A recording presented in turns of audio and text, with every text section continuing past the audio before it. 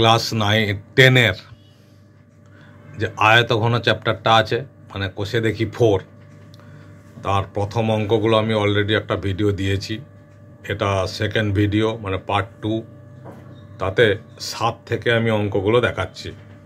প্রথম অঙ্ক দেওয়া আছে, একটি ঘনকের ধারগুলির দৈর্ঘ্যের সমষ্টি যদি 60 হয়, মানে 60 সেন্টিমিটার হলে ঘনকটির ঘনফল কত?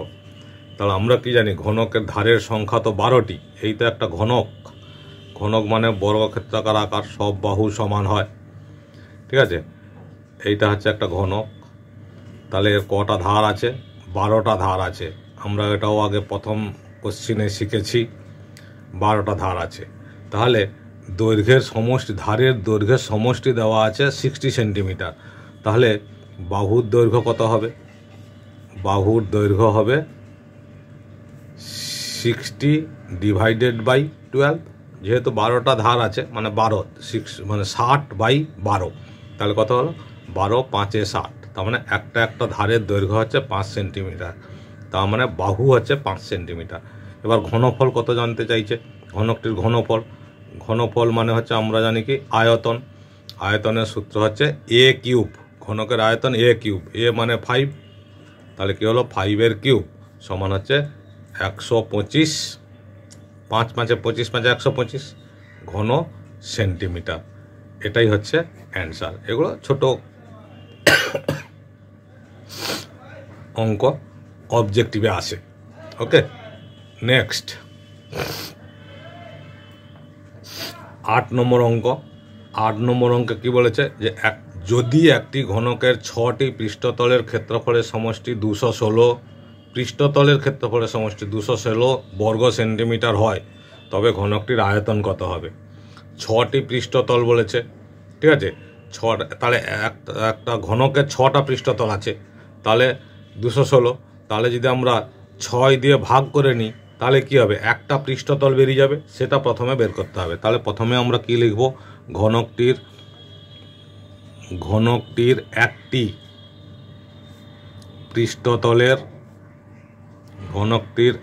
পৃষ্ঠতলের ক্ষেত্রফল, এই যে 216 ছিল, তো 216/6। কেন 6 ভাগ করেছে বুঝতে পেরেছে? 6টা পৃষ্ঠতল আছে, মানে 6টা তল আছে।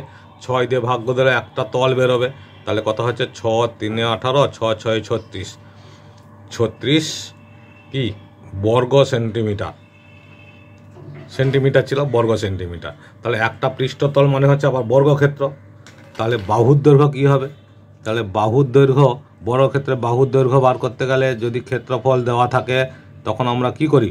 রুট ওভার ক্ষেত্রফল। এই যে রুট ওভার, তার মানে রুট ওভার 36 সমান কত হলো? 6 সেন্টিমিটার। ওকে, তাহলে এবার বলেছে ঘনকটির আয়তন কত? তাহলে ঘনকটির আয়তন হবে, আয়তন আমরা জানি, এই যে আগের অঙ্কটা করলাম, বাহুর কিউব, তার মানে 6-এর কিউব।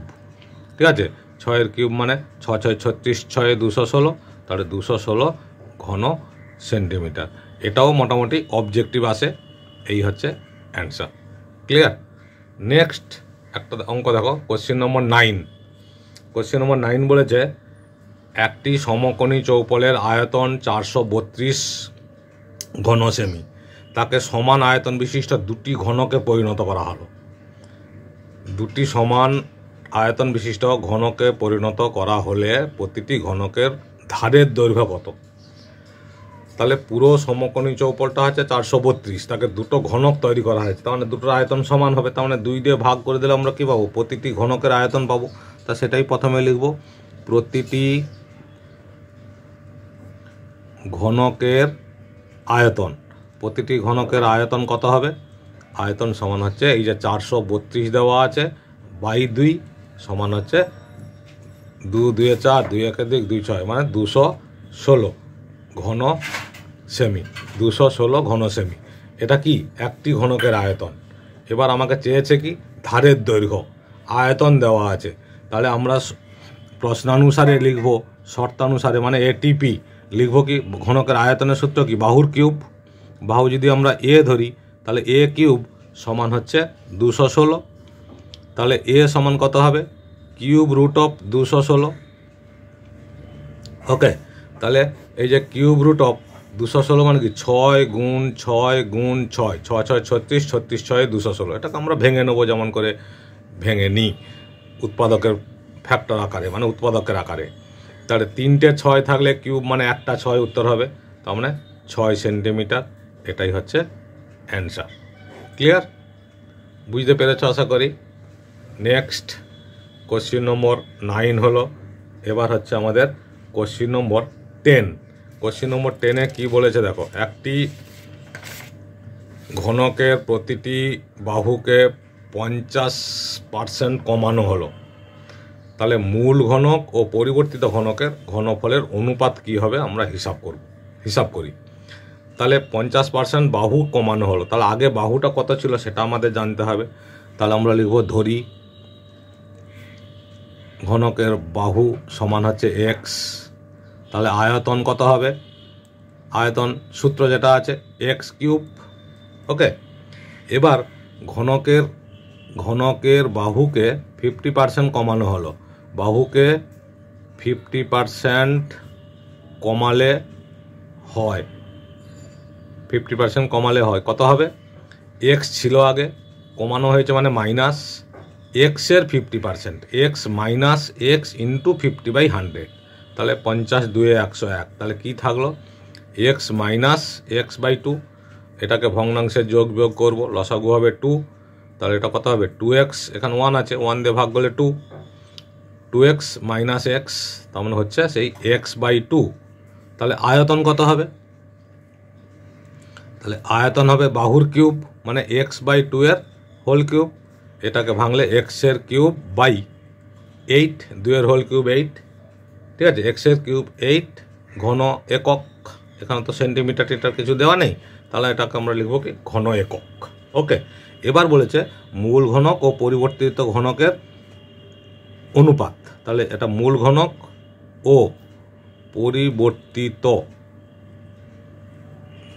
ঘনকের অনুপাত, ঘনকের আয়তনের অনুপাত, আয়তনের অনুপাত কি হবে? আগে মূল ঘনক ছিল হচ্ছে এক্স কিউব ইজ টু পরিবর্তিত ঘনক হয়েছে এক্স কিউব বাই 8। এই যে এক্স কিউব বাই 8, আর আগে ছিল হচ্ছে এক্স কিউব। ক্লিয়ার? তাহলে এইটার অনুপাত করলে কি দাঁড়াবে? X cube. তাহলে এটা আমরা নর্মালি কোনাকুনি গুণ করে দিই, 8x cube is to x cube. তাহলে এক্স কিউব কেটে গেল, 8:1, 8:1 এটাই হচ্ছে অ্যান্সার। ওকে, তাহলে মূল ঘনক হচ্ছে বড় ছিল 8, আর 50% কমানো হয়েছে মানে ছোট হয়ে গেছে 8:1, এটাই হচ্ছে answer. Okay, next question number 11। Question number 11-এ কী বলেছে দেখো, কোশ্চিন নাম্বার 11-এ বলেছে একটি সমকোণী চৌপল আকারের বাক্সের দৈর্ঘ্য প্রস্থ উচ্চতার অনুপাত দেওয়া আছে 3:2:1 এবং উহার আয়তন 384 ঘন সেন্টিমিটার হলে বাক্সটির সমগ্র তলের ক্ষেত্রফল কত? তাহলে আমাকে আগে দৈর্ঘ্য প্রস্থ উচ্চতার অনুপাত দেওয়া আছে, দৈর্ঘ্য প্রস্থ উচ্চতার মানটা কত সেটা বার করতে হবে। তাহলে আমরা ধরে নিচ্ছি যথাক্রমে দৈর্ঘ্য প্রস্থ উচ্চতা। এই যে ধরি দৈর্ঘ্য প্রস্থ ও উচ্চতা যথাক্রমে, তাহলে 3x 2x আর একটা আছে x, এই তিনটে হচ্ছে দৈর্ঘ্য প্রস্থ উচ্চতা দেওয়া আছে। এবার দেওয়া আছে উহার আয়তন এত। আয়তন মানে আমরা সূত্র কি জানি? দৈর্ঘ্য ইন্টু প্রস্থ ইন্টু উচ্চতা। তাহলে আমরা এখানে একটা লিখতে পারি যে ATP, এই যে 3x into 2x into x মানে দৈর্ঘ্য ইন্টু প্রস্থ ইন্টু উচ্চতা সমান হচ্ছে 384। ওকে, 384। তাহলে এটা গুণ করলে কি পাবো আমরা? 3 2 6, 6x কিউব সমান হচ্ছে 384। তাহলে এক্স কিউব সমান হচ্ছে 384 বাই 6, 6 দিয়ে কাটলে 6 6 36, 24, 6 4 24। তাহলে কত হলো? 64। এক্স কিউব সমান হচ্ছে 64। আমরা জানি এক্স সমান cube root of 64, cube root of 64। তার মানে কিউব করলে কত হবে? 4 4 16, 4 64, তার মানে 4। ওকে, 4 একক 4 সেমি হয়ে যাচ্ছে, যেহেতু 384 ঘন সেন্টিমিটার ছিল, 4 সেমি। অতএব তাহলে দৈর্ঘ্য প্রস্থ উচ্চতা আমরা পেয়ে যাচ্ছি। অতএব দৈর্ঘ্য সমান 4x 3x, তাহলে 3 ইন্টু 4, প্রস্থ সমান 2 ইন্টু 4, আর উচ্চতা সমান হচ্ছে 4। তাহলে কত হচ্ছে 12, 8 আর উচ্চতা হচ্ছে 4। দৈর্ঘ্য প্রস্থ উচ্চতা আমরা যথাক্রমে পেয়ে গেলাম। এবার আমাদের বের করতে হবে সমগ্র তলের ক্ষেত্রফল। সমগ্র তলের ক্ষেত্রফলের সূত্র আমরা কি জানি? সমগ্র তলের ক্ষেত্রফল বের করতে বলেছে যেহেতু, সমগ্র তলের ক্ষেত্রফল সূত্র আমরা কি জানি? 2 into L B, 2 into L B plus BH plus H L, মানে উচ্চতা ইন্টু দৈর্ঘ্য। মানটা বসাবে এখানে 2 ইন্টু এল বি মানে 12 into 8 plus BH 8 into 4 plus 4 into 12, 12 মানে এল। তাহলে এটা কত হচ্ছে 2 ব্র্যাকেটে 12 8 কত হয় 96, ঠিক আছে? 12 8 96 প্লাস 8 4 32 প্লাস 12 4 48। ওকে, তাহলে এইটাকে যোগ করলে কি হচ্ছে? 2 ইন্টু এটা যোগ করে বসাবো 8 2 10, 10 6 16, 6 হাতে 1, 4 1 5 3 8, 9 8 17 176। 2 দিয়ে গুণ করলে 2 6 12, 2 হাতে 1, 2 7 14 1 15, 5 হাতে 1, 2 1 2 1 3, তাহলে 352 ঘন সেমি। 352 ঘন সেমি, এটাই হচ্ছে অ্যান্সার। এটাই সমগ্র তলের ক্ষেত্রফল। তাহলে সমগ্র তলের ক্ষেত্রফলের সূত্র আমরা বসিয়ে দিয়েছি, সেই হিসাবে যা মান বেরিয়েছে সেটাই হচ্ছে অ্যান্সার। ক্লিয়ার? এটা হচ্ছে কোশ্চেন নম্বর 11 হলো। কোশ্চেন নম্বর 12, কোশ্চেন নম্বর 12-এ কী বলেছে দেখো। 12-এ বলেছে একটি চায়ের বাক্সের ভেতরের দৈর্ঘ্য প্রস্থ উচ্চতা যথাক্রমে 7.5 ডেসিমিটার, 6 ডেসিমিটার এবং 5.4 ডেসিমিটার। চা ভর্তি বাক্সটির ওজন যদি 52 কেজি 350 গ্রাম হয় এবং খালি বাক্সের ওজন যদি 3.75 কিগ্রা হলে 1 ঘন ডেসিমিটার চায়ের ওজন কত হবে? তাহলে বাক্সটির দৈর্ঘ্য প্রস্থ উচ্চতা দিয়ে দিয়েছে, মানে আমাদের কি করতে হবে? আগে আয়তন বার করতে হবে। তাহলে প্রথমেই আমরা লিখব চা এর বাক্সটির আয়তন। চায়ের বাইরের আয়তন কি হবে? দৈর্ঘ্য ইন্টু প্রস্থ ইন্টু উচ্চতা। তার মানে 7.5 ইন্টু, এটা হিসাব করতে বলেছে 7.5 ইন্টু 6 ইন্টু 5.4 ঘন ডেসিমিটার। ওকে, এত ঘন ডেসিমিটার। এটাকে আমাদের গুণ করতে হবে, ঠিক আছে? গুণ করলে কত বেরোবে সেই গুণটা আমাদের করতে হবে। তাহলে প্রথমে যখন গুণ করব 7.5-এর সঙ্গে 6 গুণ, তার মানে 6 5 30 0, 3 6 7 42, 3 45, তার সঙ্গে গুণ হবে 5.4 দিয়ে, 4 0 0, 4 5 20 0 2, 4 4 16 আর 2 18, 5 0 0, 5 5 25 5 2, 5 4 20 2 22, 0 0 8 5 13 3 হাতে 1 4 2 দশমিক, দুটো সংখ্যা পরে দশমিক বসলো। তাহলে কত হচ্ছে? 243 ঘন ডেসিমিটার। ঠিক আছে, এটা হচ্ছে চা ভর্তি বাক্সের আয়তন।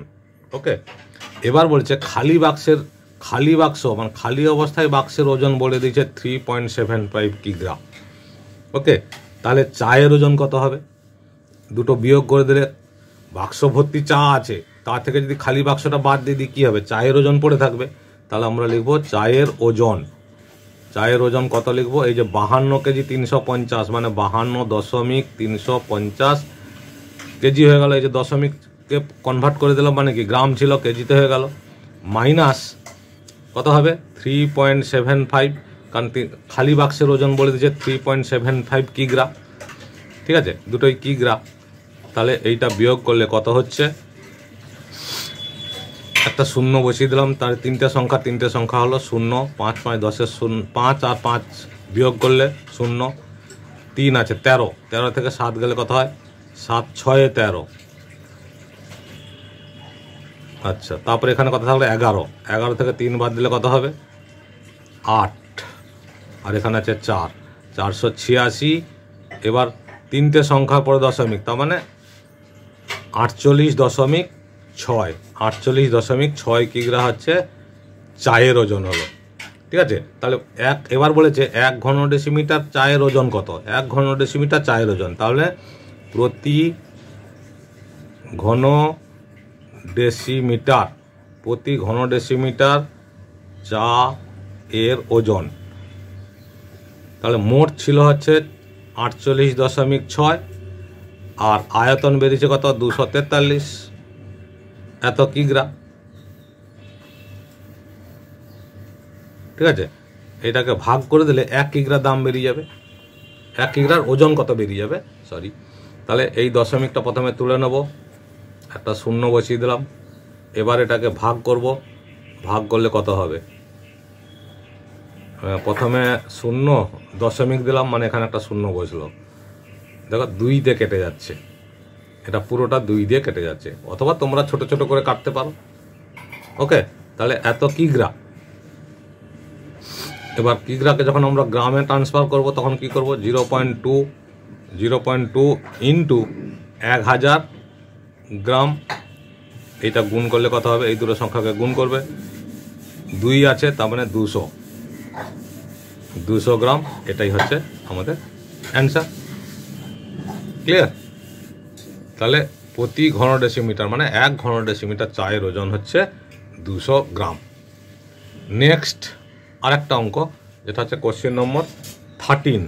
কোশ্চেন নম্বর 13-এর সামটা যে বলেছে, 1 বর্গাকার ভূমি বিশিষ্ট পিতলের প্লেটের দৈর্ঘ্য এইটা x সেন্টিমিটার, বেধ হচ্ছে 1 মিলিমিটার, প্লেটটির ওজন যদি 4725 গ্রাম, যদি 1 ঘন ডেসিমিটার পিতলের ওজন এত গ্রাম হয়, তাহলে এক্স এর মান কত হবে। তাহলে প্রথমে বেধ দিয়েছে মিলিমিটারে, এটা সেন্টিমিটার আছে, এটা মিলিমিটার আছে, তাহলে আমি প্রথমে লিখব বেধ সমান প্লেটটির বেধ সমান 1 মিলিমিটার সমান হচ্ছে 1/10 সেন্টিমিটার। তাহলে প্লেটটার আয়তন কত হবে, প্লেটটার আয়তন হবে দৈর্ঘ্য গুণ প্রস্থ গুণ উচ্চতা, মানে 1/10। যেহেতু বর্গাকার বলেছে তাই বাহু দুটো সমান, মানে দৈর্ঘ্য যে এক্স বলেছে, দৈর্ঘ্য প্রস্থ হচ্ছে x মানে দুটোই সমান। তাহলে এটা কত হচ্ছে x²/10 ঘন সেমি। ওকে, এইটা হচ্ছে কি বেরোলো, আয়তন বেরোলো। তাহলে এত আয়তন বেরিয়েছে। এবার বলেছে 1 ঘন সেন্টিমিটার পিতলের ওজন 8.4 গ্রাম, 1 ঘন সেন্টিমিটার পিতলের ওজন 8.4 গ্রাম। ঠিক আছে, তাহলে এখন x²/10 ঘন সেমি পিতলের ওজন কত হবে, পিতলের ওজন এই যে 8.4 গ্রাম বলেছে তো 1 ঘন সেন্টিমিটার, তাহলে 8.4 ইন্টু x²/10। ঠিক আছে, তাহলে দশমিকটা তুলে দিলাম, কত হচ্ছে 84 x²/100 গ্রাম। পিতলের x²/10 ঘন সেন্টিমিটার পিতলের ওজন বলেছে, তাহলে ওজন এত গ্রাম। ওকে, এবার হচ্ছে শর্তানুসারে মানে ATP শর্তানুসারে 84 x²/100 ইজিক্যাল টু যেটা দেওয়া আছে, ওই যে প্লেটটির ওজন দেওয়া আছে 4725, এটাও গ্রাম এটাও গ্রাম। তাহলে x² সমান কত হবে 4725 ইন্টু 100/84। ওকে, এইটাকে আমাদের কাটাকুটি করতে হবে। তাহলে প্রথমে কত দিয়ে কাটবো,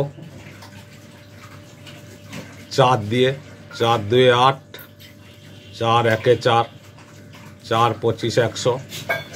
এবার 3 দিয়ে কাটবো, 3 7 21, 3 1 3, কত থাকলো 17, 3 5 15, 22, 3 7 21, 15, 3 5 15, 7 দিয়ে কেটে যাবে, 7 2 14, 17, 7 2 14, 7 5 35।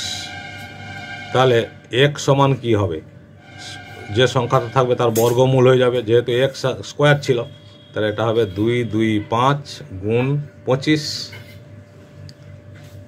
কাটাকুটি করার পরে এই সংখ্যাটা থাকছে, তাহলে এইটার বর্গমূল দেখো এই যে 25 হয়, তার মানে এটা আমরা মুখে মুখে জানি তো, 15 গুণ 15 আমরা তো বর্গমূল শিখেছি, 15 গুণ 15 225, 5 আছে 25 আছে, 5 গুণ 5, তাহলে আমাদের কত হচ্ছে, একটা 15 বেরিয়ে আসছে, একটা 5 বেরিয়ে আসছে।